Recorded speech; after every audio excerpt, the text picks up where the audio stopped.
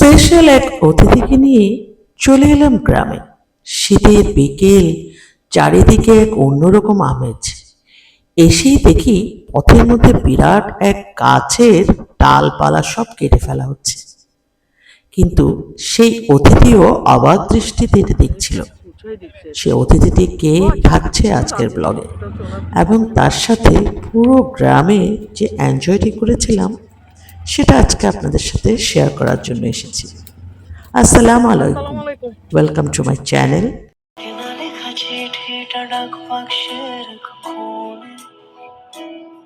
সাদা খামের না লেখা নাম এঁকেছে তার গানে, তোমাকে না লেখা চিঠিটা ডাক বাক্সের কোণে। আসলে অতিথিকে খাবার দাবার কমপ্লিট করে ওই ব্লগ ভিডিওগুলো আর করা হয়নি, কারণ খুবই তাড়া ছিল। যেহেতু আমরা যখন পৌঁছেছি গ্রামে তখন বেলা প্রায় 3:30, তারপর আমরা ঢুকেই নামাজ পড়ে খেতে বসেছি। খাওয়া দাওয়া শেষ করে চা খাওয়ার পর ভাবলাম যে এই শীতের বিকেলটা এনজয় না করলেই নয়, কেননা সবাই মোটামুটি এই সময়টা হয়তো বাড়িতে থাকে, 2-3 দিনের জন্য যায় বা 1 সপ্তাহের জন্য যায়, কিন্তু আমার এটা আর হয়ে ওঠে না নানান কারণে। তো আমার সাথে যে অতিথি এসেছে সেও এসেছিল অন্য এক কাজে, তাও আমার বাড়িতে নয়, তো অন্য জায়গায় ঘুরে আসার সময় তো আমি ভাবলাম এখানে একটু ঢু মেরে যাই, বিকেলটাকে দেখে যাই।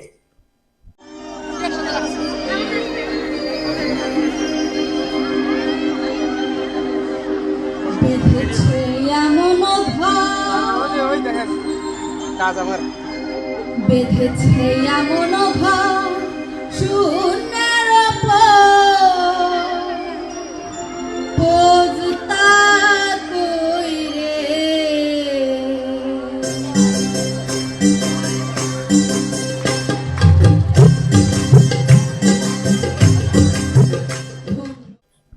শীতের বিকেলটা যে কি, মাঠের মধ্যে ধান কাটা চলছে, ধান উঠানো চলছে, তারপর নাড়াগুলোকে সেটিং করা চলছে।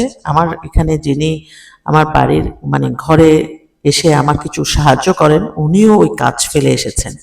ওই যে সবুজ আবার কিছু বপন করা হয়েছে, সব মিলে এই পথটা দিয়ে হাঁটতে যে কি মজা, সেটা যদি আমি সেদিন না যেতাম বুঝতামই না। আমার তখন আর তর্সই ছিল না, ইচ্ছা করছিল আমি বিলের মধ্যে হেঁটে বেড়াই। মনোভার শূন্যের ওপর পোজতা কইরে, বলিতারে বলিতারে।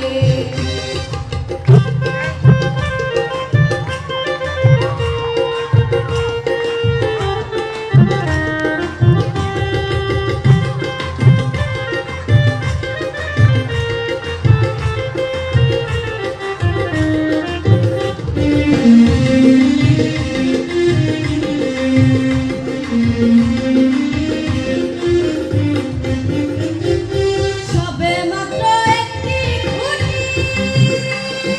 খুঁটির গলায় নাই গলাটি। আগে এমন হতো, ওয়াও কি সিনারি রে ভাই। আগে এমন হতো যে বিকেলবেলা বিলের মধ্যখানে ঘুরে বেড়াতাম যখন সময়টা ছিল। এদের সাথে একটা ছবি নেওয়ার খুব ইচ্ছে ছিল, কিন্তু আসলে তারা এত দ্রুত পার পেয়েছে যে হাঁটাই হলো না। ওই যে ওনারা খুব আস্তে ধীরে আসছেন, আমার তো তারা সব দেখার তারা। পৃথিবীটাকে যত পারো দেখে নাও, কারণ জীবনটা খুবই ক্ষণস্থায়ী। কি দারুণ লাগছে, বিশ্বাস করবেন কিনা জানি না, পথে পথে মানুষজনের সাথে দেখা হচ্ছিল। এই যে একটা ছবি ফ্রেমে নিয়ে নিলাম, আমিও বেশ আনন্দ অনুভব করছিলাম। মনে হচ্ছিল আজকের সময়টা এখানে রেখে দিই, আটকে রাখি সময়টা, ঠিক এই সময়টা 1 ঘন্টা 2 ঘন্টা 3 ঘন্টা যতক্ষণ মন চায়। এই যে বিলের মাঝখানে কাজ করছিল, এসব বসে বসে চা খেতে খেতে আড্ডা দেওয়া যেত, কিন্তু কি করা, সময় বড়ই অবুঝ। এই ফাঁকে বসে গেলাম এই খড়ের গাদার দিকে। ওরা সবাই আমার এনজয় দেখে এনজয় করছিল কিনা জানি না, তবে বেশ হাসছিল, কারণ তারা এগুলো তো অভ্যস্ত নয়। আমরা কিন্তু সে ছোটবেলা থেকে কিছুটা অভ্যস্ত ছিলাম। বড় হতে হতে সময়ের সাথে জীবনটাকেও অন্য এক আদলে নিয়ে গিয়েছি। যাই হোক, এই রাস্তাটা কিন্তু এখন বড় করা হচ্ছে, এটা দিয়ে নানান জায়গা থেকে মানুষ আসা যাওয়া করতে পারবে। তো রাস্তাটা দেখার ইচ্ছে অনেক দিনের ছিল। তো এই ফাঁকে আমি প্রায় দেখতাম যে ছেলেরা ওই মাচার মধ্যে বসে আড্ডা মারছে। আমার খুব ইচ্ছে ছিল যে মাচায় উঠবো, কিন্তু এটা এত বড় সম্ভব নয়। ওয়াও, এই পাখিগুলো তখন নিরে ফিরছে, আমাদেরও নিরে ফেরার সময় হয়ে আসছে।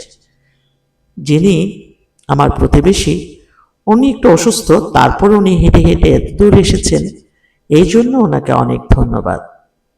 চারপাশের দৃশ্যগুলো মনকে ছুঁয়ে দেয়, মনের সমস্ত দুঃখগুলোকে ফ্রিজ করে দেয়, স্ট্যাচু করে দেয়, আর নড়ানড়ির সময় নেই। এ ফাঁকে ছবি তোলা হয়ে গেল। এ ফাঁকে একটা কথা বলে রাখি, ক্ষীরামের গল্পটা দেওয়ার আগে এই ব্লগটা চলে আসাতে আমি আসলে মিস করতে পারছিলাম না, আপনাদের সাথে শেয়ার না করে পারছিলাম না।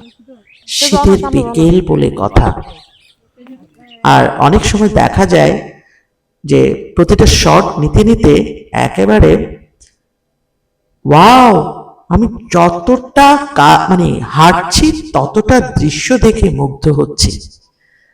আমি আবারও আসতে চাই এই বাংলার তীরে, এই গ্রামের আনাচে কানাচে, যেখানে নানান রূপের পশা নিয়ে বসে আছে।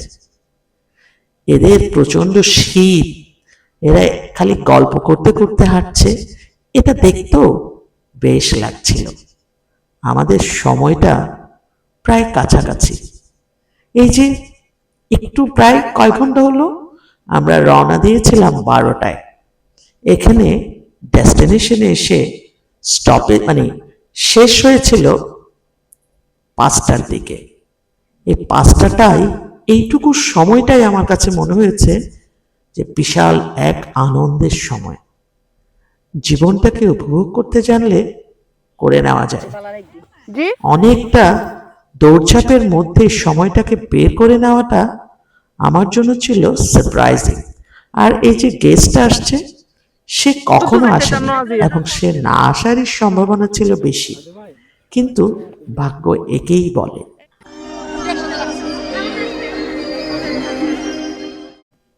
অবশেষে ফিরছি নিজের গৃহে। তার আগে এই গৃহকেও বাই বাই জানাতে হবে।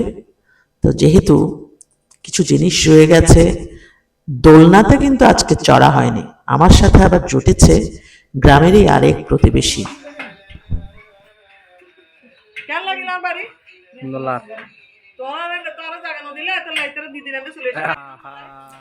সবকিছু গুছিয়ে আবার বেরিয়ে পড়ছি শহরের উদ্দেশ্যে, কিন্তু মনটা একটু খারাপ লাগছে, কারণ আসলেই এই যে বিকেলের হাঁটাহাঁটির সময়টুকু আপনি সেখানে উপস্থিত না হলে বুঝতেই পারবেন না। যার কারণে বাড়িতে একটু ঘুরে যাচ্ছে আর কি। ঠিক আছে, কারণ বিকালে আমার আসা হয় না। ফিরছিলাম, তখনই এক প্রতিবেশী আসলো। উনিও দেখছিলেন আমরা চলে যাচ্ছি।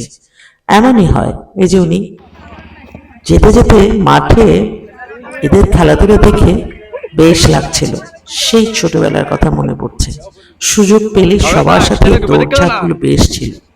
এরা তো এখন এই জেনারেশন। যাই হোক, মন ভালো লাগা বলেন আর খারাপ বলেন, দুটো নিয়েই ফিরছি শহরের দিকে। এই যে রাতের বেলার যে দৃশ্য, প্রতিবারই আমি দেখিয়েছি সকালের বাজার হাট, অর্থাৎ হাট বাজার, কিন্তু এই রাতের যে লাইটিং, যে হাট বাজার বেশ লাগছিল। তার ভিতর জমে যাচ্ছিলাম, কিন্তু আমি এই জমে যাওয়ার মধ্যেও এই দৃশ্যগুলো দেখে আপ্লুত। ভীষণ ঠান্ডা, একে তো ট্যাক্সি যেহেতু মেট্রো ট্যাক্সি, দুই পাশ খোলা, চরম ঠান্ডা। আমি আস্তে আস্তে ভাবছিলাম যে একটা কম্বল কিনে নিতেই হবে। সেই কম্বলের দিকে চোখ দিতে দিতে এই দৃশ্যগুলো অসাধারণ। আপনি যখনই রাতে যাবেন, আমি ইদানিং ট্যাক্সিতে যাওয়ার ইচ্ছেটা থাকে আমার প্রবল, তাও আবার মেট্রো ট্যাক্সি। তো মেট্রো ট্যাক্সিতে বসলে চারপাশে ভীষণ ভালো অনুভব করা যায়, কিন্তু শীত যে লাগছে তা বলার মতো নয়। সামনে যারা বসেছে তারা বলছিল তাদের নাকি তেমন শীত লাগছে না। ওই দূরে গ্রামের আলোটুকু দেখতেও বেশ লাগছে, চারপাশে বেশ লাইটিং। কিন্তু কয়েকদিন আগে আমি যখন আরেকটি গ্রামের দিকে যাচ্ছিলাম, সেখানে তেমন লাইটিং দেখিনি। এই যে ও ঠান্ডায় জমে যাচ্ছিল। তো অবশেষে আমরা দেখছিলাম যে কোথায় কোথায় কম্বল পাওয়া যায়। লাইটিংটা দেখতে বেশ লাগছিল, সময়টা অন্যরকম। মাঝে মধ্যে জীবনকে এভাবে দেখাটা কতটা যে জরুরি সেদিন আমি অনুভব করতে পেরেছিলাম। নানান সমস্যার মাঝে যখন আপনি এই আনন্দটুকুকে এনজয় করবেন, সে সমস্যাটা আর সমস্যায় মনে হবে না। সমস্যাটাকে এনজয় করার জন্য, সমস্যাটাকে সমাধান করার জন্য এই সময়টা জরুরি। চলে এলাম শহরে। শহরের লাইটিং আর কোথায় গ্রামের লাইটিং, এক একটার এক এক রূপ।